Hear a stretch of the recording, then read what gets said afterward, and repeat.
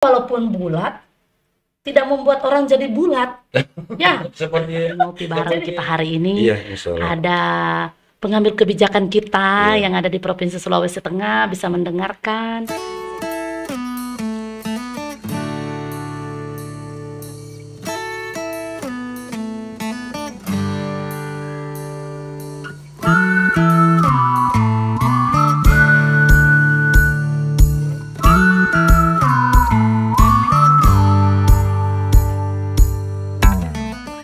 Selamat pagi mitra pertanian, jumpa lagi dengan kami di podcast BSIP Sulawesi Tengah untuk ngopi bareng hari ini bersama Pak Basrum. Apa kabar Pak Basrum? Alhamdulillah, kabar baik, Bu Risna. Hari ini kita akan membahas mengenal tanaman sorghum dan potensi pengembangannya di Sulawesi Tengah. Kita tahu sekarang ini program pemerintah, swasembada pangan, dan lain-lain. Nah, salah satunya ini adalah pengembangan sorghum sebagai salah satu pangan alternatif. Nah, tapi mungkin banyak yang bertanya-tanya nih, Iya. mungkin enaknya saya panggil kakak aja ya. Ya, lebih bagusnya gitu, supaya lebih akrab gitu. Banyak yang bertanya-tanya nih, Kak Basrom, Iya. apa sih tanaman sorghum itu dan mengapa harus dikembangkan secara massal di Sulawesi Tengah? Mungkin banyak yang penasaran tentang ini, Pak. Oke, makasih banyak Dinda ya. Jadi tanaman sorghum merupakan salah satu tanaman serelia yang tentunya punya potensi yang cukup bagus juga. Nah, tentunya bahwa sorghum ini kenapa pemerintah baru melakukan program di beberapa provinsi, karena punya potensi yang cukup bagus. Nah, tentunya bahwa sorghum ini bisa mensubstitusi pangan pokok gitu kan, ya seperti beras dan sorghum, karena di dalamnya itu memiliki potensi yang cukup tinggi seperti nutrisi, protein dan lain-lainnya kan. Oh gitu. Kalau di Sulawesi Tengah sendiri nih Pak, Iya. di wilayah kita di Sulawesi Tengah ini, kan kita ini ada 13 kabupaten kota. Iya. Kira-kira di kabupaten mana yang paling potensi untuk pengembangan tanaman ini, Pak? Kalau potensi Sulawesi Tengah sebenarnya, karena kita ketahui ini sorghum ini Dinda Risna, dia termasuk tipe CB4B. Yang seperti apa itu, Pak? Dia miskin atau kurang membutuhkan air. Ya, jadi karena kita ini adalah termasuk kategori iklim kering di Sulawesi Tengah, ya sehingga sangat cocok sekali untuk di wilayah kita. Nah, tentunya spot-spot seperti itu potensinya ya termasuk kita ini di Kabupaten Sigi yang lahannya cukup marginal gitu kan. Nah, itu yang saya tahu seperti itu. Berarti di pesisir-pesisir juga masih bisa, Pak? Atau ada batasan tertentu untuk kayak ketinggiannya mungkin? Apa ada batasan? Seperti kita kan tahu Sulawesi Tengah ada yang memang dekat dengan laut seperti Banggai Laut mungkin. Apa mungkin di sana juga potensi, karena selama ini kan kita tahu di sana hanya ada jagung. Apa mungkin sorghum ini bisa menjadi salah satu alternatif tanaman pangan yang bisa dikembangkan di sana? Pada prinsipnya bahwa tanaman sorghum ini adalah dia termasuk tipe CB4B itu, artinya dia kurang menggunakan air gitu. Nah, sesuai dengan apa namanya literatur yang saya lihat ya Bu Risna ya, karena kita kan belum terlalu masuk ke dalam, jadi bisa dia tumbuh itu di lahan masam dan basah gitu. Oh gitu. Iya. Oh iya, berarti hampir adaptifnya cukup luas ya. Iya, adaptifnya Iya, cukup luas. adaptifnya cukup luas. Sehingga untuk potensi di Sulawesi Tengah ini Bu Risna, ya tentunya cukup cukup luas gitu kalau saya melihatnya seperti itu deh. Berarti hampir semua kabupaten kita nih bisa untuk dikembangkan Sepertinya tanaman sorghum. seperti itu, sepertinya seperti itu karena begini untuk tahun 2023 ini sesuai apa yang disampaikan dengan Ibu Kabid tanaman pangan saat kita ekspos program, Sulawesi Tengah tahun 2023 ini akan mengembangkan sorghum sebanyak 6.000 hektar gitu. 6.000 hektar. 6.000 hektar. Oh iya, untuk mendukung program pemerintah Ya, 2023 ini kan, iya. kalau saya tidak salah akan ada pengembangan kurang lebih 50.000 hektar di seluruh Indonesia. Ya, itu. Salah satunya berarti di Sulawesi Tengah ada 6.000 hektar. Ya, itu. Mudah-mudahan ini Amin. bisa berjalan dengan baik. Kemudian Pak, mungkin banyak juga yang bertanya-tanya, varietas apa saja sih yang ada saat ini untuk sorghum ini, terutama mungkin yang dihasilkan oleh anak bangsa, mungkin seperti itu yang dari Kementerian Pertanian. Jadi kalau berbicara masalah jenis atau varietas sorghum, itu ada beberapa yang telah dihasilkan oleh Balet Cereal Maros. Nah, salah satunya itu adalah ada varietas Super 1, Super 2, ada Numbu, ada Super. Jadi beda itu, ada Super, ada Super, Super gitu. Super dan Super. Super, iya. Oh Itu gitu. beda. Mungkin yang Super ini lebih wow atau gimana? Atau yang Supernya yang lebih pasti ada kelebihannya dari iya. setiap varietas itu. Jadi seperti itu. Jadi ada juga suri. Suri. Ya ada varietas suri. Nah itu yang baru kita coba di sini itu adalah Super 1 Bu Risna yang ada di BSCP kita yang ada di Sidondo gitu, IP2TP. Gitu. Berarti kalau ada yang minat untuk melihat-lihat sekedar, mungkin bisa berkunjung ke IP2TP Sidondo kali ya. Sangat Untuk bisa bisa sekali melihat. deh, karena baik. itu bagi kita ya sebagai wadah untuk mentransfer inovasi dan teknologi, itu adalah saatnya kita melihat bahwa sorghum itu rupanya seperti ini gitu. Ini tadi kita sudah cerita tentang potensi pengembangannya, bisa cukup adaptif ya, bisa cukup luas. Manfaat sorghum itu sendiri sebenarnya apa Pak? Selain untuk mengganti nasi, kalau biasa istilahnya kita mengenyangkan, selain itu apa sih manfaatnya Pak? Nah inilah sebenarnya ini Bu Risna ya. Orang juga bertanya-tanya, kenapa baru menggaung gitu sorghum ini? Iya. Nah, sementara ini sorghum ini sebenarnya ini bukan tanaman baru gitu. Nah, kalau kita mau lihat dari orang-orang tua kita, nenek-nenek kita dulu di pelosok-pelosok itu sebenarnya sudah ada sebenarnya. Nah, cuma selama ini untuk dataran Indonesia itu baru dikembangkan cukup luas itu di NTB sana, Nusa Tenggara Barat sana.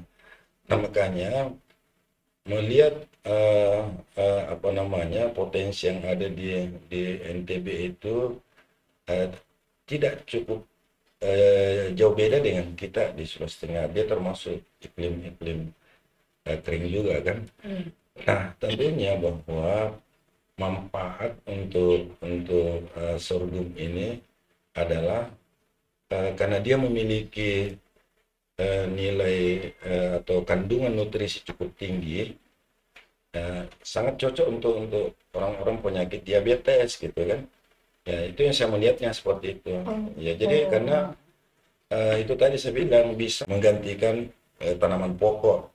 Oh, bisa menggantikan nasi dan cocok untuk penderita diabetes. Berarti untuk orang seperti kami yang oversize, mau diet. Seperti Ibu Risna kalau mau langsing ya konsumsi. Salah satunya itu ya. Salah satunya. Nanti kalau panen saya mungkin bisa itu.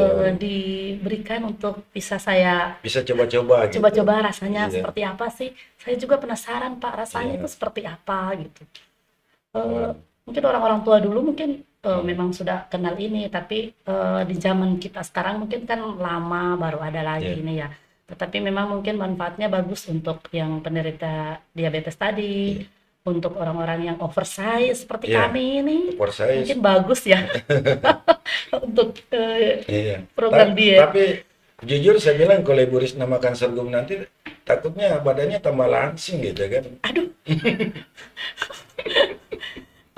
Oh iya Pak, kita tadi sudah bicara tentang untuk orang-orang dietnya atau eh, apa sorghum ini sendiri untuk programnya. Tapi saya masih penasaran ini Pak. Ini sorghum eh, seperti apa sih bentuknya? Apakah dia seperti bulir beras ataukah seperti jagung bulat-bulat gitu? Ataukah memang dia bentukan untuk konsumsinya sudah harus jadi tepung seperti sagu atau Ya. bagaimana itu Pak? Jadi baik Dinda, pertanyaan cukup bagus sekali. Dan itulah saya prinsip bahwa saya harus mengenal dia dulu baru saya sayangi gitu kan. Dalam artian bahwa Begitu. iya, makanya saya termasuk pelaku yang telah menanam sorghum. Iya. Jadi mulai dari awalnya itu sampai akhir sekarang mau panen itu betul-betul rupanya seperti itu. Nah, berkaitan dengan pertanyaannya Dinda Risna bahwa bagaimana sih sorghum itu? Ya, betul. Ya, bentuknya bagaimana? Wah, memang saya juga Dinda pada saat itu ya memang sudah pernah kami lihat dulu. Tetapi kita belum sampai masuk ke situ rupanya tanaman sorghum. Kita kan hanya lihat di YouTube kayak gitu. Iya. Kalau di anak-anak milenial kan paling lihatnya di YouTube, belum pernah melihat Iya. secara langsung Iya. gitu. Nah, itulah. Nah, sekarang ini kita sudah pelakunya gitu kan. Kita sudah oh rupanya sorghum itu buahnya itu dia berupa seperti padi juga gitu kan. Seperti padi ada bulirnya. Nah, tetapi dia satu tangkai saja. Satu apa istilahnya itu satu seperti jagung. Bunga jagung itu dia bunga jantannya kan di atas. Mm-mm. Nah, itulah bunganya itu di atas yang langsung membentuk biji. Berarti pohon sorghum itu seperti jagung. Iya, tidak jauh beda. Jadi, mohon maaf ya Dinda ya. Iya. Saya selama Jangan sampai nanti kita pas jalan-jalan lihat tanaman, oh itu rumput gajah atau itu jagung, padahal itu sorghum. itu ya Kan apa mirip seperti itu? itu yang saya alami. Ini bukan cerita ya. Saya di lapangan itu bilang petaninya lewat, Pak, ini varietas jagung apa? Ya. Nah, saya bilang ini bukan jagung Pak, ini adalah sorghum. Langsung dia bilang, oh sorghum itu yang bagaimana? Ya. Nah, itu saya sampaikan. Nah, alhamdulillah orang yang bertanya pada saat itu, sekarang dia sudah melihat, oh rupanya jagung sorghum seperti ini. Nah, sorghum itu adalah bentuknya seperti itu, bulat-bulat. Nah, kemudian nanti itu akan hampir sama sebenarnya dengan proses pemasakan dengan padi gitu. Jadi mulai dari masa fisiologisnya itu berubah. Jadi Mengalami bunting. iya, dia apa namanya seperti jagung Dinda. Oh, seperti jagung. Jadi di pucuknya itu akan membesar ya, seperti kalau kita di jagung yang kita mau detasling, Iya. dikeluarkan Oh, itu. berarti dia tanamannya seperti jagung, tapi buahnya enggak. Kalau jagung kan ada di tongkolnya di batang, di pinggir, di samping di batang itu. Iya. Tapi kalau sorghum ini ada di atas. Iya. Di tempatnya bunga. Iya. Oh, Jadi begitu. saya melihatnya bahwa sorghum ini dia tanaman berumah satu. Oh, gitu. Ya, jadi jantan dan betinanya itu duduk dalam satu rumah dia, jadi sehingga potensi untuk penyerbukan atau penyerbukan ke ini ya tidak seperti itu. Nah, di situ bedanya dengan jagung ya. dengan jagung. Kalau jagung itu dia kan beda antara bunga jantan dan betinanya. Apalagi yang hibrida. Iya. Berarti apa, buahnya ada di atas. Terus bentuknya itu seperti jagung juga atau seperti biji-biji kacang-kacangan? Dia itu kalau saya melihatnya itu ya kasarnya gini yang sering kita lihat ya. Dia besarnya itu seperti merica yang kecil apa? Oh, lada. Lada gitu. Ya, seperti lada. Bulat-bulat seperti itu. Bulat-bulat seperti Dan keras dia. keras. Keras dia. Bulat. Oh ya, lada kan bulat dan keras. Iya. Tapi walaupun bulat, tidak membuat orang jadi bulat. Ya, Seperti bisa jadi bulat ya. seperti saya gitu ya. Iya. Tapi kan bagus untuk saya ya. Dia Iya. tidak akan membuat saya menjadi bulat, tapi bisa membuat saya menjadi Langsing. sedikit ramping ya. Oh, begitu. Ya, enggak, saya mungkin mewakili karena kita kan biasanya lihat apakah bulat-bulat atau ternyata bentukannya seperti merica gitu ya untuk lada. Kalau ini bulat-bulat. Saya penasaran dengan rasa sorghum itu. Apakah rasanya manis-manis ataukah rasanya bagaimana ya? Ya. Jadi sorghum itu sama dengan terigu juga. Kayak tidak ada Tanpa tidak ada rasa. Ada sih tapi Ya, rasa. tidak gimana terigu ya biasanya ya. Iya, Karena ya mohon maaf saya sudah coba. iya. Saya bismillah coba, artinya dia itu bukan dibilang hambar juga enggak. Ya memang karena diperuntukkan sama dengan beras. Ya sama dengan beras. Nanti setelah diolah dia dan kemudian dicampur dengan perlakuan apa baru terasa gitu kan.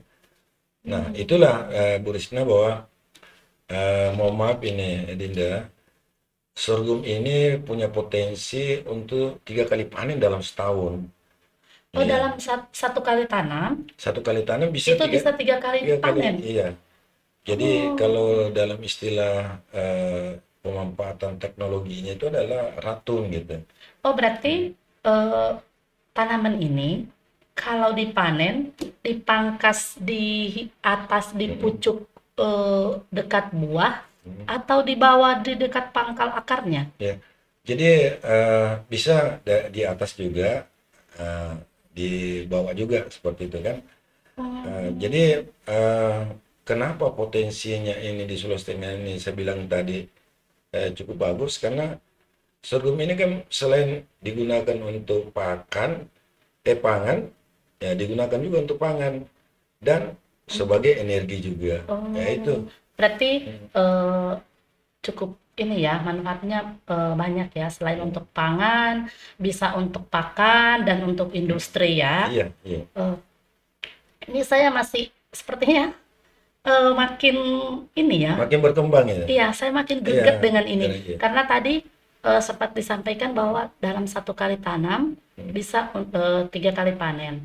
Ini menurut saya sangat potensi untuk kita kembangkan. Iya. Apalagi kita tahu biasanya di lahan-lahan marginal itu kadang yang membuat petani seperti kurang gairah untuk ini kan hasilnya kadang tidak sesuai harapan. Iya. Nah, tapi kalau 1 kali tanam kita kan bisa menghemat dari biaya benihnya, tanamnya ya.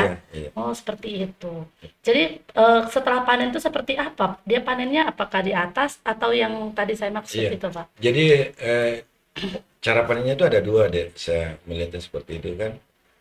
Jadi kalau panennya kita di atas berarti kan batangnya masih tinggal. Iya. Nah, kemudian tapi umumnya ini Dinda ya, orang panen itu di bawah. Karena kita kan butuh ratunnya ya untuk Ya, tumbuh lagi. butuh ratunnya. Cuma saya melihatnya juga kenapa orang panen di atas dulu. Ya karena mengeluarkan buahnya dulu. Nah, baru dibawa lagi dipanen. Terima kasih nih, ini penjelasannya cukup jelas untuk kita sudah sedikit mengenal tanaman ini, terus potensi pengembangannya juga cukup luas menurut saya ya. Dari penjelasan Kakanda saya tadi ini, Iya.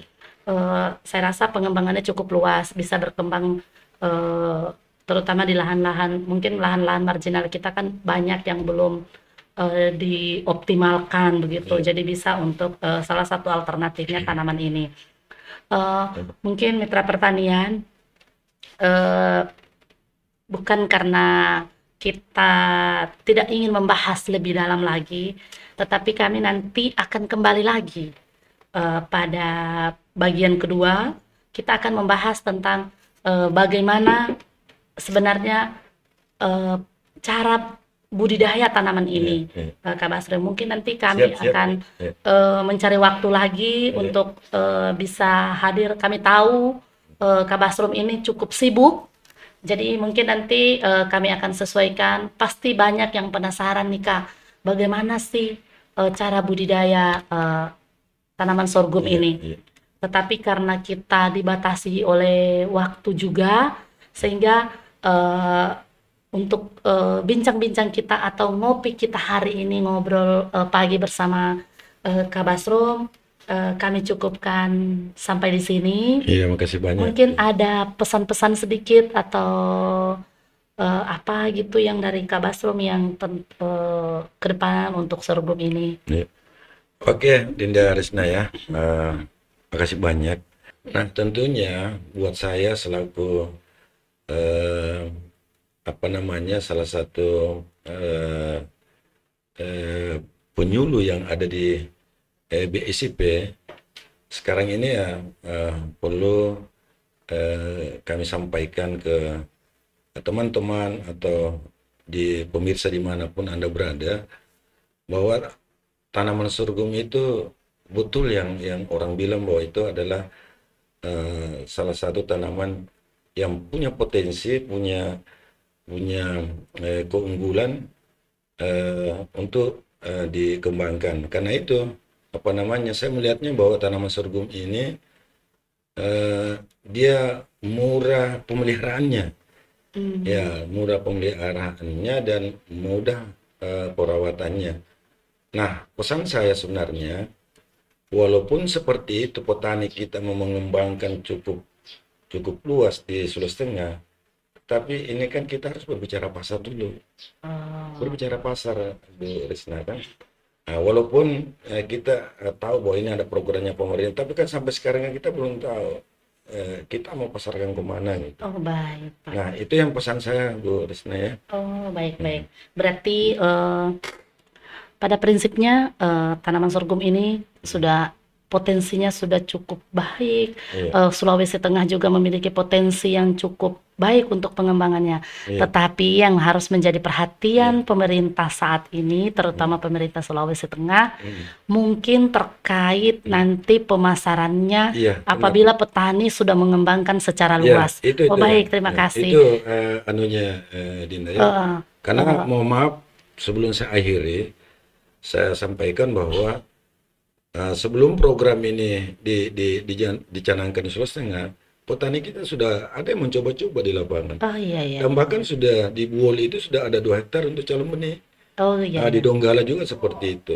Ya, seperti kita tahu kan Pak, tahun 2020 kalau saya tidak salah itu ada program 2020 ada program bantuan benih untuk sorghum itu. Berarti yang paling kita harapkan ini adalah kebijakan pemerintah, terutama terkait pemasaran tanaman sorghum ini. Ya itu yang kita harapkan seperti itu, Dinda. Jadi mungkin ya mohon maaf melalui media ini, ya kita sebagai pemerhati pertanian betul-betul berharap seperti itu, agar program sorghum ini bisa berjalan, bisa tercapai sesuai dengan apa yang diinginkan oleh pemerintah. Pasarnya dulu harus. Terima kasih. Nanti mudah-mudahan pada pagi hari ini kita di ngopi bareng kita hari ini ada pengambil kebijakan kita yang ada di Provinsi Sulawesi Tengah bisa mendengarkan, sehingga bisa nanti ada salah satu kebijakan yang diambil untuk bagaimana pengembangan pasar untuk tanaman sorghum ini di Sulawesi Tengah. Amin. Mungkin untuk hari ini ngopi kita sampai di sini. Terima kasih Kak Basrum Iya, sudah sama-sama, hadir di Dina. podcast BSIP Sulawesi Tengah. Mudah-mudahan dengan adanya informasi ini bisa